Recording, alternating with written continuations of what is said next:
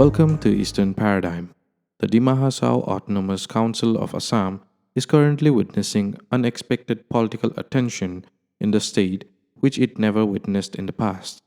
All the key figures of both ruling and opposition parties are now stationed in Haflong. The polling for the Autonomous District Council election in Dima Hasao district is scheduled to take place on January 8th from 8 a.m. to 4 p.m. with repolling if necessary on January 10th. The votes will be counted on January 12th. Dr. Himanta Biswa Sarma, the Chief Minister of Assam, is currently campaigning for his party BJP in Dima Hasao district. We will keep you updated on the latest developments of Dima Hasao. Till then, keep watching Easternparadigm.